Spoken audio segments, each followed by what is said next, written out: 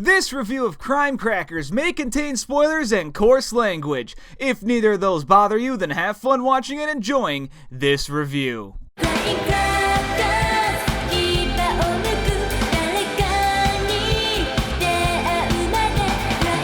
thing I love doing is finding games nobody's ever heard of or, just never talked about them. Bonus points too if they don't even have a Wikipedia page.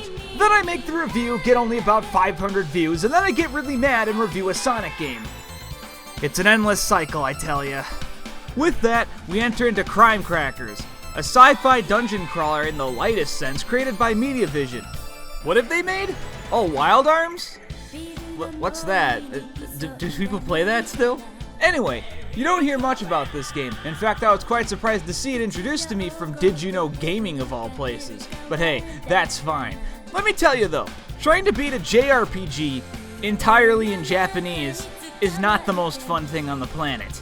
There were plenty of points I'll tell you about in this where the language barrier did not help, but I still beat it, and I'll tell you how it is. So, is Crime Crackers worth giving a shot?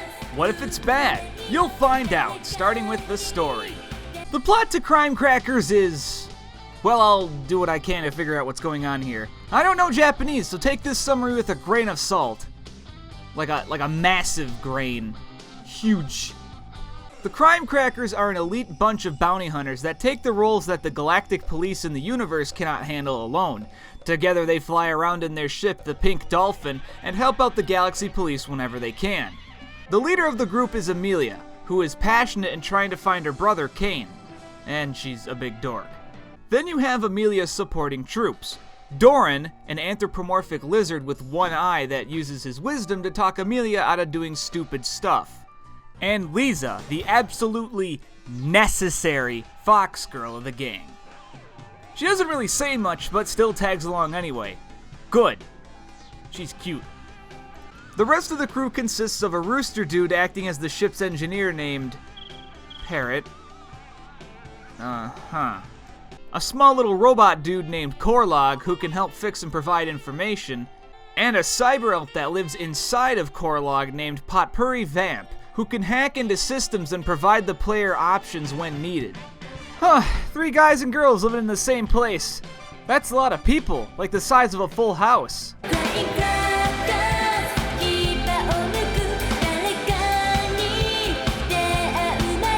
Despite being a team of 3 guys and 3 girls, it's not San Francisco, but in space, where Crime Crackers take on many missions. At the end of it all, they save the universe, so not many points for originality there. The story is told primarily through text, so yeah, I had a lot of fun reading this. But I'm not stupid, and I thank God I have eyeballs and I can make presumptions. So after cracking some crimes, they go to a planet to discover that the big baddie is using an ancient doomsday prophecy, which comes true. Right in time for Amelia's brother to show up, so that Amelia and the rest of the Crime Crackers can help save the universe. Again, take what you will from this because, I don't know Japanese, and if it was translated, maybe it would be easier, but this ain't a ROM file, it's an ISO, and those are a lot harder to translate. Now let's get down to the gameplay. This is where Crime Crackers fares better with the language barrier. You control 3 characters in a 3D environment from the first-person perspective. Part of the dead breed of dungeon crawlers called "We Can Finally Free Roam, Thank God I Hated That Grid, Sure Hope Indie Games Don't Make Crappy Grid Games Still" genre. That needs a shorter name. You move forward with D-pad up, back with down, turn left and right, and strafe with the shoulder buttons.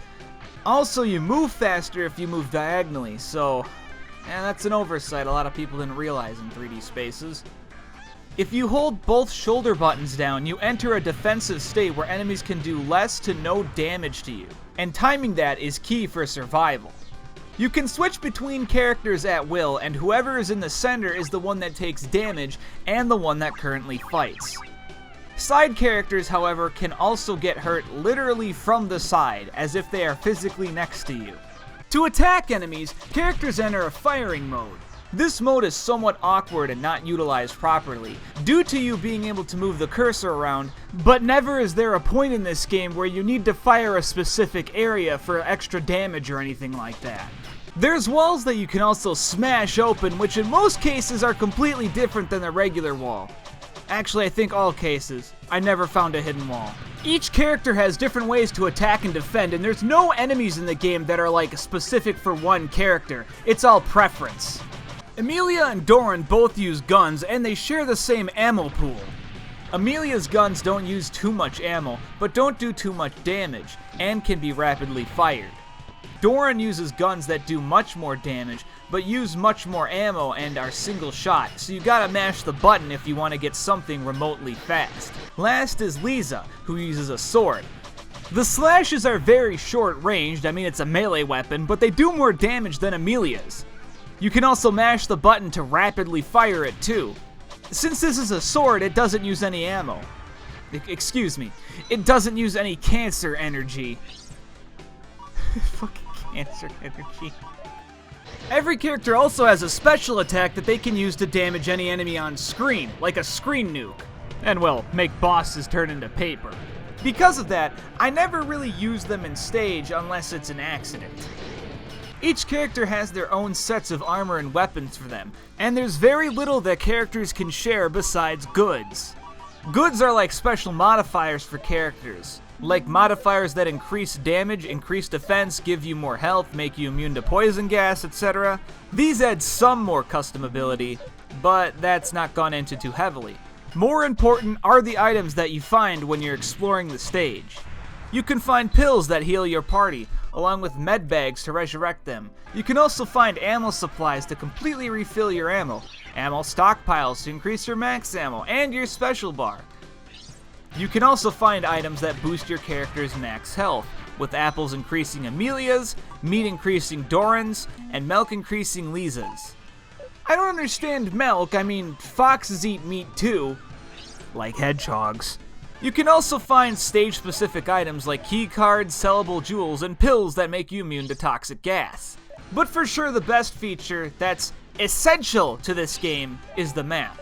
You can find it in the first stage, but goddamn you need it! Thankfully, if you missed it in stage 1, you can buy it. We'll talk about the shop later. As well, you can save and load at any time you want, so save often if you're scared your ass is grass. If you load up a save from the main menu, you have the ability to choose whether to start at the beginning of the dungeon or not. This is just in case you get too fucked in a dungeon and you're able to restart it.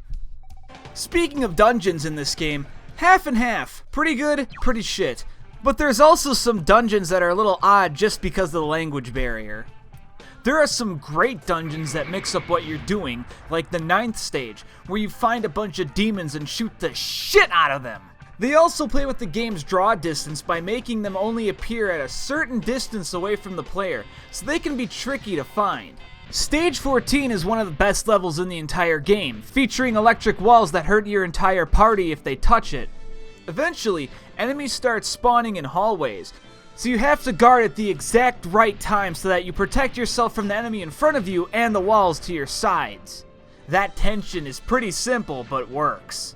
It's also a stage that's a great endurance test, featuring some of the previous stages' gimmicks in them. Even adding brand new items like actual gas masks for the entire toxic gas part. Mainly because you absolutely need them. But then you have some bad stages like the final dungeon, which has teleportation all over the damn place. The teleporters are not marked on your map or by texture, so it almost seems completely random. It's also a stage like Stage 14 that's quite an endurance test. However, there's very limited resources in here, so it doesn't feel as rewarding as Stage 14 does.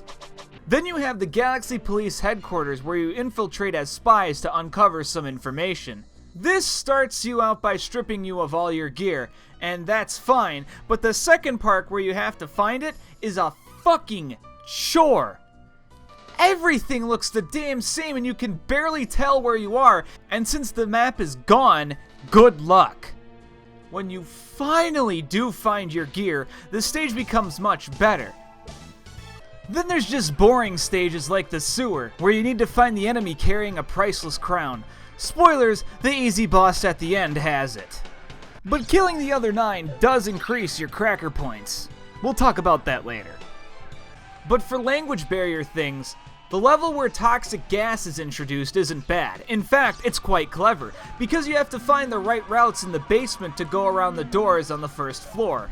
However, the language barrier kicks in and slaps your dick because you don't know what these stupid pills do. Well, they're toxic gas immunity pills. Fucking pills though? Come on, a gas mask would make more sense. But, whatever, it's pills. They're pills that make you immune to toxic gas. Again, not a bad level if you can speak Japanese. I can't though, so I wanted to bring it up. But then there's a level that's actually pretty clever that I can't do due to the language barrier. Stage 9. This stage features a puzzle where you have to find plaques in order for you to solve a riddle. What's the riddle? Which of these plaques don't have the word magic in them? Yeah, I didn't get very far. Some poor soul also got lost and decided to ask someone to translate it. So shout out to Morty's Laboratorium for taking time out of his day to ask and to get an answer for that. The rest of the levels are pretty samey. I can't say they do much that's too crazy or interesting, and the rest come off as somewhat generic. But remember, you're not in these labyrinths alone. Enemies and bosses are also on the lamer side of things. The main issue with enemies is that they can never leave the area that they're spawned in. This means you can force enemies to track you to a certain spot and just keep wailing on them. Some are smart and block you, and some others actually fight back. But the usual motif to fight is enter firing mode, shoot, block, shoot back, repeat until the enemies are dead. Something more annoying is that they will fire at you when they're off screen, so if you're not aware of them, they will fuck you up. Bosses, however, are the definition of reverse difficulty. Bosses almost always follow the same technique. They run around, shoot you, and have a special shot that moves slower but will still hurt you even if you're blocking. That's it. You can stand in one place and tank it if you want, but moving around a little helps a lot more. The first few bosses in this game can be complete bullshit though. Stage 3's boss is just way too fast, and his grenades move even faster. Oh man is he fast. Stage 5's double red Gumbies are also little shitheads too, since these fuckers do not back off if you're cornered. Going into later in the game, the difficulty totally flips, with bosses telegraphing their attacks beyond obviously, or doing so little damage that you can just tank it out in the corner. The last few bosses get harder, but never reach the levels of the early game bosses, aside from stage 15 due to the language barrier. Though a very fantastic thing about these bosses is that the game does warn you when there's a boss behind the door. So if you don't want to fight this boss at all, you can just go back and explore and find everything and then come back to it later. Except for the last two stages, for no reason! Thanks! Upon completion of a stage, you're awarded with two things: cracker points and credits. Cracker points are not things that you get for acting white around your black friends, but actually they're points that keep track of your rank. You get more cracker points by exploring a dungeon down to the T and killing almost every enemy that you can find, so speedrunning is counterintuitive. The higher your rank, the better the gear available to you. Credits, however, seem to be fixed. I don't know any way to get more besides selling stuff at the store. Oh, about that! Between missions, you're taken back to the Pink Dolphin to sell and get new gear. It's smarter to get armor first when you get a new rank, from what I've noticed. Especially with those bosses. Here you can get the gear you need and extras like healing pills and med bags. Later in the game you can unlock the black market by finding the card in stage 7. Over here you can get even better gear than what's in the store with more credits. Shit is mega expensive here though. So manage your money well. You got that? Oh, Corlog!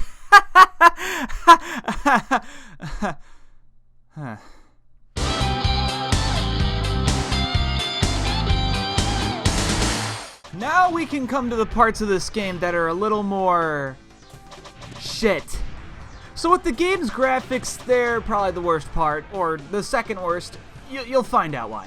You have certainly noticed in these clips that these stages are just fucking boring to look at. There's barely any sort of environmental changes going on in here, and that's what makes that really fucking boring. As well, the game is flat as fuck. There's no slopes or staircases or anything like that. It's all traditionally flat like an MS-DOS dungeon crawler. But because this doesn't have grid movement and has free roam, it just seems so much more awkward. This also becomes a double-edged sword, because while it's easy to notice these boring, stupid textures, it's also easy to notice the boring, broken walls. I mean, yeah, I want more fucking graphical fidelity, but, sometimes finding those hidden walls, I mean, that's kind of nice, too. The character designs and weapon stuff are all fine, but wow, do they reuse graphics like a motherfucker. Even in cutscenes, their faces are much more samey and samey, with Doran, Parrot, and Lisa not reacting that much. And I love it when they emote more than just smile and talk, which is why Amelia and Potpourri Vamp are some of the more fun characters on screen. The fucking ending FMV though, holy shit, does it have some good production values to it. You see it at the end of the game, and it was quite a surprise to me, but my god was it cool as hell. I wish more cutscenes in this game were animated like that. When it comes to the audio, this is where it may be the worst thing. Now, sound effects, nothing special. Sound effects are fine, but hitting an enemy sound is very quiet, and sometimes guns use that sound, even when it doesn't hit anything. So it can get a little confusing, but thankfully enemies flash if you're actually hitting them. The music for this game? Well, that's where the devil hides in the details. It's awesome. I really like a lot of the tracks in this game. And while some do sound like a 90s sitcom intro, a lot of them have a really cool techno sound to them, along with nice, thrashing electric guitars.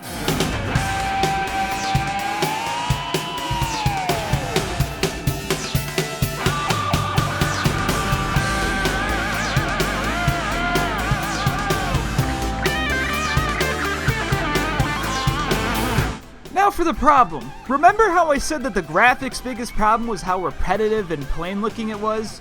Well, guess what the music's problem is? Oh yeah, you know it. If you're in stages for, say, an average of 15 to 20 minutes, and the music is so short that it loops a lot, yeah, you know where this is going. I wish they composed much longer songs, but they do try to alleviate it by having some stages change their songs to this song.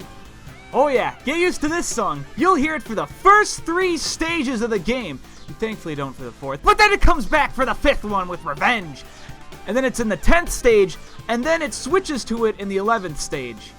At least the boss themes, shop themes all help break up the stuff and all that, so that's good. The 2 vocal themes are also very good, showing off the mid-90s anime flair that they were going for, and they did it very well. I just wish most of them weren't hidden until the end of the game. Then again, I'm the kind of guy that listens to Slayer intros on loop. I love that stuff. Though then again, that's something you have to change eventually. Speaking of changes, if I could change anything about Crime Crackers to make it even better, what would I change? Well, you know, an English translation wouldn't hurt.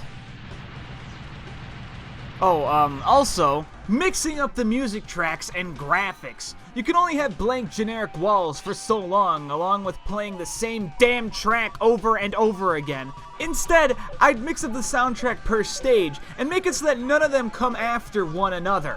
As well, later stages play with changing music tracks after certain events, which I would totally be for as well. Same thing with the level tiles, try to just mix that up more. I would also try to add more level-specific ideas. The electric walls and stuff like the maps changing a hell of a lot when you unlock a door system are fun things, but in most cases it's more bare-bone and that kinda, you know. Some fun ideas would be to have trap doors that would throw you down a level in the dungeon, which I think would be fun to time and move just right through them since you lack a jump ability. I'd also make it so the map is found by default and you can see multiple floors just to make sure that the elevator you're on is the right area you want to go to. Along with that, add a small mini-map in the top right corner. Finally, in terms of gameplay, I'd keep mostly everything the same except getting rid of shooting mode and rebinding keys and getting rid of redundant stuff. Instead, having a nice cursor in the center of the screen would be much better, among making it so that holding X would let you aim up and down if enemies are above or below you, even though that rarely happens in the game. Some buttons gotta be remapped too. I'd map special attacks to triangle instead of circle, so circle can still be used to investigate stuff. I'd also remap select instead of it cycling through characters to bring up the map. So how do you cycle through characters? Well, both L and R buttons serve the same purpose, so L1 and R1 can be used for swapping characters in different directions, with L2 and R2 still strafing. And finally, the pause ability is stupid, since the menu also pauses the game. Triangle now bound to special attacks, start would just be used for the menu. That would be a much better control scheme that I can see working way better and much less awkwardly. Another thing for sure would be to make it so that enemies can move between multiple areas. It seems a little odd that they're just restricted to these specific rooms. Having enemies actually be able to follow you would make them much more threatening, just as long as they don't respawn. Some enemies do in this game, so making it so that they don't respawn but they can chase you would be much more exciting. Even more exciting is if they can open doors. Ooh, that would be cool. But yeah, overall, those seem to be my changes. So that's Crime Crackers for you, a game so obscure that no Wikipedia page for it even exists, and yet I was still able to beat it. Kinda. There's some roadblocks I hit, which is why this took longer than expected, but I still got it. Crime Crackers is overall a pretty alright game. Not amazing, fantastic, bad, or garbage, just alright. I have appeal for it mainly due to the playstyle reminding me a lot of classic dungeon crawlers with free roaming and exploring parties, like Might and Magic 6 and Wizardry 8. And of course, 90s anime. Can never go wrong there. So with that, I recommend this game if you're curious and won't mind some of the more repetitive things about this game. If you need help, and you definitely will, due to the language barrier, I'm going to create a hint book / Sloodle walkthrough to help you out with this stuff. Mainly just so this language barrier doesn't really affect you. Trust me, some parts are brutal without any sort of hint. So yeah, I'd recommend this game if the repetitive stuff probably wouldn't get to you, and if you're interested. If you aren't interested, then, well, if you play it and you don't like it, you have no one to blame but yourself.